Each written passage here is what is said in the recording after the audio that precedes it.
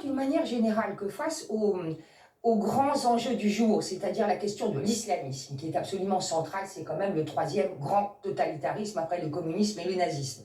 Et d'autre part, face par exemple à la pandémie que nous sommes en train de vivre, je crois qu'il faudrait se mettre en tête que si on continue de faire de la vie, du vivre pour vivre, du simple vivre, la valeur suprême, eh bien, on se désarme de notre propre chef, puisque la peur qui a pris sur les corps et pas sur les armes l'emporte fatalement. On voit très bien que c'est ce qui se passe avec l'islamisme. Pourquoi nous ne sommes pas à la hauteur? Parce qu'on a peur. Et de la peur dérive la lâcheté et le déni. On n'en a pas fini avec le déni, on l'a vu avec Samuel Paty.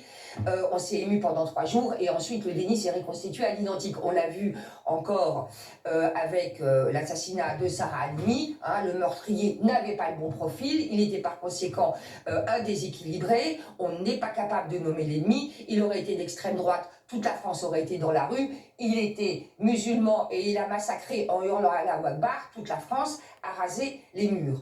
Et donc, je crois que il faudrait, quand on est attaqué dans son être par les islamistes, mais aussi quand on est fragilisé par ce basculement, je crois qu'il faudrait d'urgence se ressaisir de nos raisons d'être. Dans la mesure où une vie qui n'est pas capable de placer ses raisons, de hisser ses raisons de vivre au-dessus d'elle-même, est une vie de ruminant, disait Yankelevitch.